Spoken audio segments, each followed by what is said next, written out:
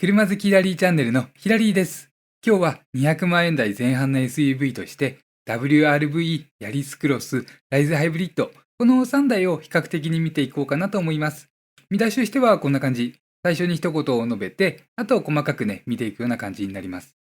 条件は、オドメーターはどの車も5000キロ以内で、新しいんですけれども、年式が揃ってないです。ヤリスクロスは2024年の紹介料で、乗り心地が若干変わってるかもしれないというのと、あと、ライズはダイハツの企画生産ということで、ダイハツという捉え方をしている点をご了承ください。じゃあまず3台の長所短所で思う点を1つずつ。WRV からいきましょうか。WRV は、ブレーキがすごく扱いやすくて、乗り心地はすごく重厚で、リアシートがめちゃくちゃいい。この辺がね、半端ないです。もう飛び抜けています。ブレーキがね、すごくいい。フロントサスペンションがじわーっとした動きなんでね、伸び縮みコントロールしやすいですし、で、弱点としてはですね、車の底から想像するよりは静粛性がちょっとと思うところと、あとエンジンがね、回転数上げると振動が出たりとか、音も豪快です。あと、細かいところ、純国産と言われるような車と比較すると、細かいところでね、あれれって思うところが結構あったりなんかして、すいません、これはちょっとね、別動画にしようかなと。で、あとね、ヤリスクロス。ヤリスクロスは、キビッとした乗り味でね、もう山道とかを走るのがすごくいい。で、エンジンも豪快でね、高回転使うと、クオーンっていうね、盛り上がり、パワー感も音も盛り上がってきて、このあたりがね、今、あえて、ハイブリッドではなくてガソリンモデルを選ぼうとする方にすごく合わせているであろう乗り味。ここがね、ヤリスクロスのいいところかなと。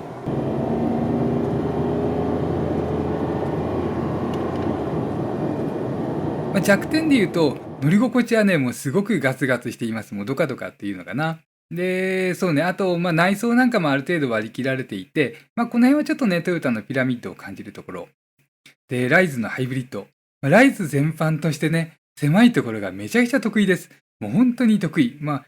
手な軽自動車よりいいぐらいなんでね。何がいいって見切りが良くて、車の四隅の感覚がすごく感じられる。で、タイヤの位置もね、当然運転席からタイヤ見えないんですけれども、それでもね、位置感覚が取りやすくて、もう狭いところ行くならもうライズしかないでしょうぐらいのところがね、いいところです。寄せてください。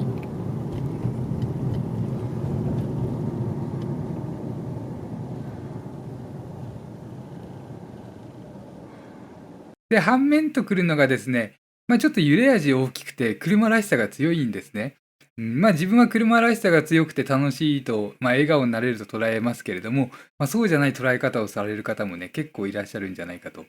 あとはハイブリッドのシステムがトヨタとかホンダの慣れてきたシステムと比較するとね、ちょっとまだ荒っぽいかなと、もうちょっと待ちたいかなと思うようなところがあるのがね、ハイブリッドシステムに起因するであろう、乗り味との一体感みたいなところでしょうかね。ということで、じゃあ次いきますね。細かく見ていくうちの一つ目は燃費です。市場時の燃費、ちょっとね、ごめんなさい、今回の3台は同じところを走ったわけではないんですけれども、一応走ってきた時のね、データがあって、自分たちのホームページに公開しています。まず WRV。WRV は、都内のね、少し混雑するところを走ったのを中心として、82.9 キロ走って、燃費 9.9 キロが表示されました。感覚的には8キロから9キロぐらいといった感じでした。ごめんなさい。WLTC のモード燃費は 16.2 キロ。で、そうね、その後動画撮るために、燃費の動画撮るのにね、丁寧に走った時の燃費なんですけれども、この時はね、29.6 キロ走って、燃費 17.0 キロが表示されました。2人乗車でエアコンつけて、そんな感じのね、走り方です。で、ヤリスクロス。ヤリスクロスはですね、まずは条件いい時の燃費。条件いい時、夜のね、幹線道路とか走って、108キロ走って 18.5 キロ。で、市街地ですと 29.8 キロ走って燃費 9.3 キロでした。で、ごめんなさい。ちょっとね、あと忘れちゃったんですけれども、ガソリンとハイブリッドの燃費比較した時に、いつものようにね、比較的に走ったらどれくらいかっていう燃費はね、そっちの動画で出ています。で、ライズいきますね。ライズもですね、深夜から朝の、早朝まで走った時の燃費ですね。140キロ走って燃費 28.1 キロ。で、そのまま朝の7時頃、交通量が増えてきたところまで走って、158キロで燃費 24.7 キロでした。あと、そうね、これもやっぱり動画撮った時には区間別に撮ったりなんかしたんですけれども、すごくいい時はね、37キロぐらいの区間もありましたから、軽さとやっぱりハイブリッドということでね、ずば抜けてますね。ちょっとまとめますと、WRV が普通に走ってた時で 9.9 キロ、10キロぐらい。で、いい時で17キロ。で、ヤリスクロスがですね、普通に走っていて 9.3 キロだから、WRV と同じぐらい。で、いい時は 18.5 キロ。この2台がだから同じぐらいになるんでしょうかね。そうすると、3気筒と4気筒の差とか、車重の差ってのはどこに消えたのかっていうところなんですけれども、わかんないというか、走ったところが違うんでね。で、ライズが 24.7 キロが、そうね、一番長く走った時、計測した時の燃費になります。じゃあ続きましては、価格と内装というテーマでいきますね。価格は、どれも200万円前後からのスタートというかね、そのくらい、出てる表示が正しいです。この中で、ヤリスクロスはディスプレイオーディオがついていますから、一番安く済みます。で、逆に、ナビの値段考えると、ちょっと高くなっちゃうのが、WRV かな。といったところを踏まえて内装を見ていきますね。まず内装 WRV からいきますと、WRV は作り自体はオーソドックス。すごくね、オーソドックスと思えるような作りをしていて、でもね、意外と上質感が高いんですよね。もうあちこちで立派に見せようというところがすごく多い。外装もね、大きくて立派で価格を感じさせないというところを感じますけれども、内装も一緒です。確かに装備的にはブレーキのオートホールドとかがついてないとかありますけれども、それ以上にねっていうか、そこを抜かせば一番この3台の中で上級感が強くて、大きい車、昔で言ったら 2000cc クラスの車だよねって思えるぐらいのね、長所というか上級車的な感覚があります。で、乗った感じもね、左側すごく遠くて、本当大きい車っていうのがね、もう感じさせる作りなんですね。ボンネットが見えない車とかでしたらもっと小さく感じられるでしょうし、でもボンネットはね、かなりの面積見えますから、こういったところからも大きさを感じられます。で、インパネで言うと次行きましょうか。ヤリスクロスの場合ですけれども、ヤリスクロスは、どちらかというと割り切られたというかね、トヨタのピラミッドの中で、ヤリスクロスクラスということで、そこそこ。で、そこそこというのが、やっぱり他の走る部分にお金がかかっているのかもしれませんし、実質的なお値段が安いということは、他の車よりね、上のグレードを選ぶこともできる。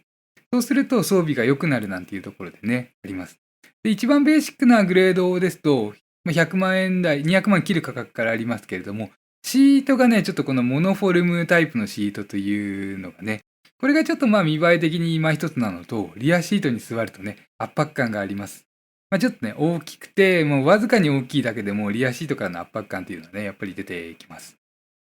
で、ライズのハイブリッド。ライズは、エモーショナルっていうのかな。SUV らしく力強く、あと飾り気がね、すごく多いです。本当わかりやすく赤が取り入れられていたり、センターコンソールとかもね、そんなに場所ないはずなんですよね。ライズハイブリッドは5ナンバーサイズですよね。で、車内のスペースも限られている。横幅も狭い。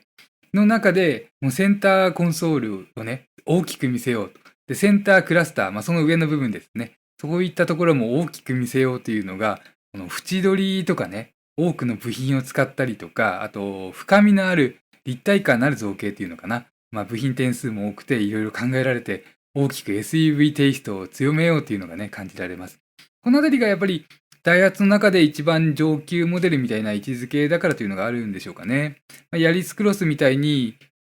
そうね、言ってみれば LBX とか、カローラクロスとかね、そういうのに遠慮することがないといったところでね。で、WRV は、WRV はそうですね、ポジション自体が特殊っていうところがあるのかな。ピラミッドの中でどこに入るのかよくわかんないような車のクラスですから、それはあってね。で、じゃあ、あとリアシート。リアシートは WRV がね、ずば抜けています。もうこれはほんとね、カローラクロスを持ってきても叶わないですから、ハリアーと比較したいぐらいかな。ハリアーの内装の動画ね、この前上げたばっかりなんで、よかったらちょっとそっちもご覧ください。で、ヤリスクロスは、ちょっと狭いのとね、シートによって、フロントシートの形状によって、少しね、感覚が変わってくる。で、ライズハイブリッドは、広さはありますけれども、とりあえずね、広さはあるといった感じの感覚になります。乗り心地で言っても、着座感で言っても、見栄えで言ってもね、リアシートで言うと WRV がずば抜けてるって感じになりますかね。で、あとすみません、ちょっと補足で、ヤリスクロスの場合はですね、メインメーターが凝った形をしていて、これがね、夜見るとすごく綺麗です。で、あとステアリングスイッチの周りの照明とかね、いろいろ合わせて、夜間見るとね、ヤリスクロスってもうクラス不在というかね、もっと上のクラスなんじゃないかと思えるぐらいの美しさがあって、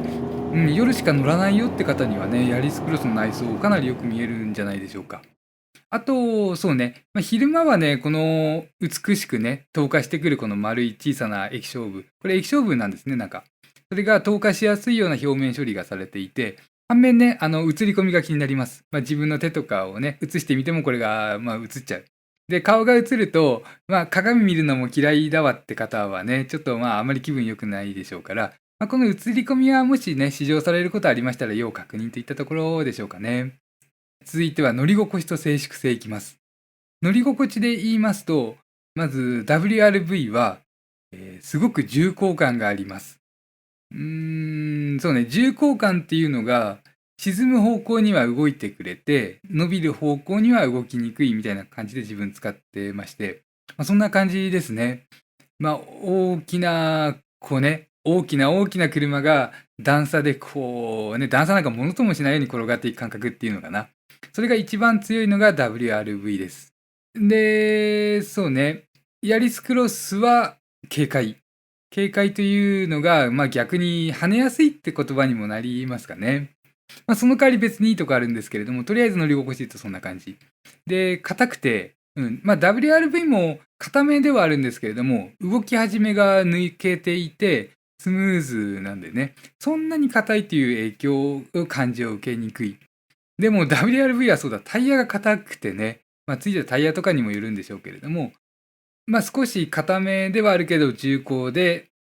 乗り心地悪く感じられない WRV に対して、ヤリスクロスはもうガッチガチみたいな感じのね、硬さがあります。で、ライズハイブリッドは逆というかね、そこそこサスペンションには硬さがあって、車支えるようになってるんですけれども、ダンパーという部品がね、柔らかくて、それによってぴょこんぴょこんとね、上下動が大きく、素早く動くような感じです。衝撃は少ないんだけれども、車のね、上下動は大きい。で、目立つみたいなところが、ライズハイブリッドの乗り心地の特徴でしょうかね。で、静粛性。静粛性は、ごめんなさい、ちょっとね、3社ともどれもそんなにね、良くないというか、苦手な部分というかね。というとこなんで、1個ずつ見ていきますと、WRV は、普通のね、今までにちょっと聞いたことがないような音がちょっとしていたのと、走行中ね。それからエンジンが豪快です。エンジン回転数上がるとね、グオーっと音がしてきて、そうね、車の他の乗り心地とか見た目とか内装のゆったり感からすると想像できないようなね、音がしてくる。で、ヤリスクロスは、それなりのね、ロードノイズとかそういうところはやっぱりクラスなりで、あと、やっぱりエンジン音が盛り上がってくると、かなりね、盛り上がります。で、これお好きだったらいいんですけれども、同乗者からするとね、やっぱりそう感じられるのかな。で、ライズハイブリッドは、ハイブリッドなのでエンジン止まってる時間も長いですから、一番静かそうに見えて、でも意外とね、そうでもないというところがありますね。エンジンが始動して、低速に近い時とか、止まってる時にかかっちゃうと、グワーってね、かなりの音がします。で、振動もかなりする。このあたりが、エンジンね、ライズはモーターで駆動してエンジンは発電専用のものとして搭載されていますから、駆動とはね、切り離されているはずです。なので、どんな回転数で回しても自由なはずで、効率を考えるか、振動の出にくいところを考えるか、どこで回すかね、メーカーの考え方次第なんでしょうけれども、意外とね、立派な回転数で回り始めて、グオーってね、音がして振動もしてくる。で、この辺りが効率の一番いいところで回しているのか、もしくは、そう、音、振動とかとバランスをとって、これでもね、振動面で少ない回転数で回しているのかっていうのがね、いろいろ考えられますね。やっぱり発電機って高い回転数で、高い回転数、最高出力のところで回したいものなんでしょうけれども、さすがにそんなことはないのでね、そんなことはないんで、安心していただきたいところで、でもちょっと目立つところがあって、で、そう考えていた時にどの車も、エンジンから遠いリアシートの方が静かだって感じられた点を、一つ挙げさせてください。で、続きましては、加速感と減速感。じゃあまず加速感からいきますね。加速感で言うと、そうだね、WRV がね、ちょっと予想外ったところがありますね。ちょっと踏んでいきましょうか。車線変えますね。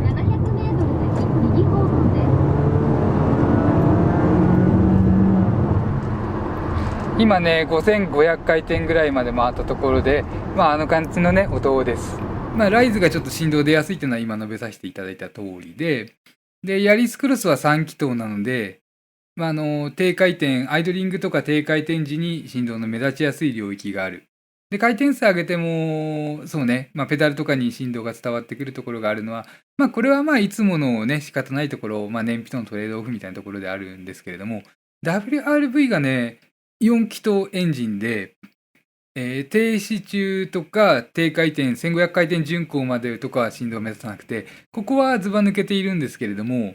2500回転以上に上げた時にね、かなり振動が目立ちます。これがもしかしたらね、3気筒のヤリスクロス以上かもしれないという振動で、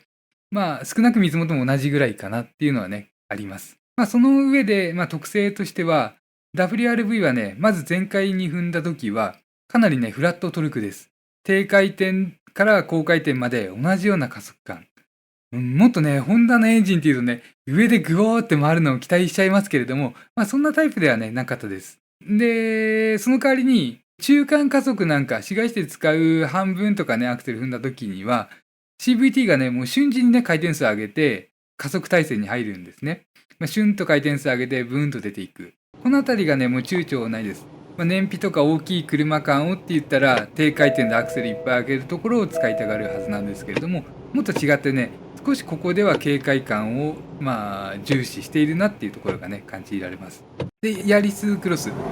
は前回の時はね豪快です。もう高回転域が気持ちいいまで言ったら言い過ぎですけれども、豪快にねグオーっと加速していく。ほんとね、ガソリンエンジンをね選ぶ人向けにっていう感じしますよね。で CVT のシーケンシャルモード、その疑似的なマニュアルモードも10速のホールドになっていまして、10速タイプ。この辺り使うとね、なかなか楽しく走れるんじゃないかな。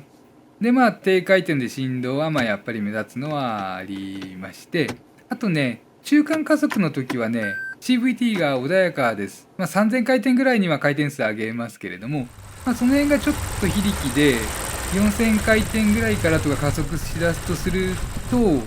ちょっとね、そこで間があって、踏んですぐ離しちゃったら、ヤリスクロスのね、いいところはもう全然味わえない。もったいないですよね。なので、2秒、3秒と4秒、5秒と長くアクセルを踏んでると、ヤリスクロスのね、いいところが味わえてくるんじゃないかと。で、ライズハイブリッドは、モーター駆動ですから、踏んだ瞬間はね、シュンとしています。車も軽いですしね。踏んだ瞬間からの、そこから20キロぐらいかな。例えば50キロで踏んだとしたら70キロぐらいとか、少しの間はこうグーッと出て、で、その先はね、あんまり力強くない感じで一定で加速していくような感じになります。じゃあ続きまして、ハンドリングですね。ハンドリングはですね、WRV はパワーステアリングのダイレクト感と、それから衝撃を打ち消す力っていうのかな。そのあたりが絶妙で、適度に高路面の様子を伝えてくる。でもどちらかというと微振動はカットする方ですし、大きな衝撃もカットしてくれる。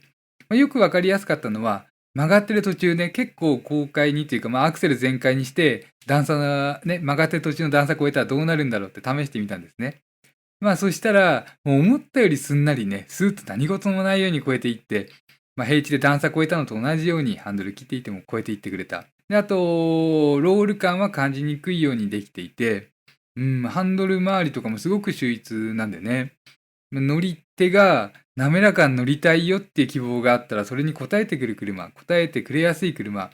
ゆっくり回してもいいですし、そうね。そういった乗り方に応えてくれるのは WRV かなと。で、ヤリスクロスは、もっとね、豪快キビキビ、スパッと切るのにもね、応えてくれるというか、意外とね、そういう乗り方もあっちゃうと思います。誰しもがね、丁寧にコーナーの手前50メートルぐらいのところから、ハンドルじわーっと切り始めるとかね、できるわけではないですし、きついところでもね、20メートル手前とかから少しずつ切っていくっていうのはね、もうなんだかんだ言って難しい。その間にも車動きますからね。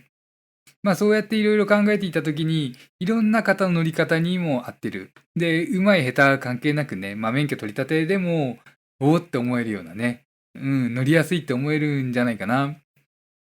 ほんとね、この3台で言うと一番癖がないって言ってもいいようなハンドルの回し心地、切って戻してくるところとか、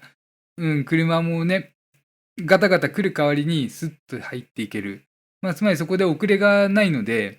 思ったところでね、ハンドル切れば、曲がりたいと思ったところでハンドル切ればいい。で、多分それがね、すごく合うんですよね。手前からじわっと切っていくのだけが、車じゃないよと。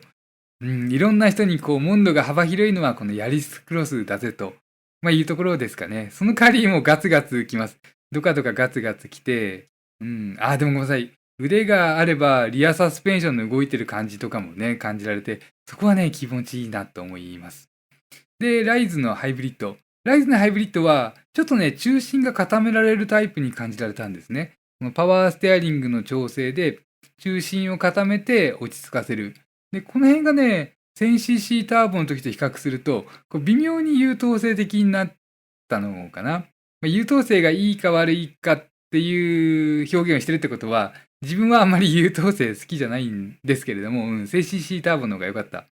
でも、そんなにね、細かいこと言わないとか、中心あたりね、落ち着いてる方がいいやって方も多分多いでしょうしね。多分、普通に乗ったらこっちの方が乗りやすいと思います。で、少し中心が締められていて、ハンドルでね、車がハンドルの中心あたりを押さえつけるような感じで直進性が確保されている。で、少し回したとこなんかでも、全然緩いということはなくて、車が小さいですから、全長短ければホイールベースも短い。なのでね、ハンドル操作に対して機敏に動きやすい、動いてる感じが伝わってきやすいというのはね、やっぱりありますから、どうでしょう。面白い面白くないで言ったら一番楽しいんじゃないかな。ライズね、そう思うところです。あと、狭いところに行くのとかもね、めちゃくちゃいい。一番適してるね、そこまで含めてハンドリング、ボディ見切りとか、車庫入れまで含めたら、そうなってくるとライズが一番いいということにもなってきますね。ということでね、まとめていきます。まず WRV はもう重厚感がめちゃくちゃある。車は大きくて見た目だけじゃなくてね、乗って感じられる重厚感。ここがすごいと思って、正直ね、今回の企画を考えた時に、カローラクロスを持ってこなきゃダメなんじゃないかなっていうぐらいね、そういった部分でズバ抜けてるのが WRV になります。その分ね、お値段からすると若干この3台だと高くなっちゃうかもしれませんし、そうね、細かいところで気になるところがあったりするのも WRV。面白い存在ですよね。で、リアシートでっていうんだったら、もうとにかく WRV をします。めちゃくちゃいいです。で、ヤリスクロス。ヤリスクロスはもうとにかくキビキビ感の王様みたいな SUV ですね。このガソリンモデルに限ってね。ハイブリッドはもう全然違います。どっちかっていうとライズのハイブリッドに近いかな。で、ここで取り上げてるヤリスクロスのガソリンモデルは、もうキビキビ感強くて、多分ね、いろんな人が乗った時のモンドの広さ、走りやすさのところで言うと一番バランスいいのが多分ヤリスクロス。ということに、なってきます。人気もすごいですからね。ヤリスクロスのおかげでヤリスが販売上位を争うとも言われてますから、そういったところでヤリスクロスの良さっていうのはあります。ただ、乗り心地は硬いんで、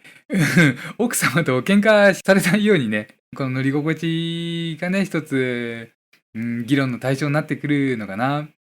で、ライズのハイブリッドは、燃費はずば抜けています。やっぱりどちらかというとね、どちらかと言わなくても一クラス下で、ハイブリッドでちょっとお値段が高い。あと、上級グレードになりますから、内装がすごく立派。そこがライズの、特徴であって、同じ値段でね、ハイブリッドが選べる。で、燃費が良くて、維持費が安くなって。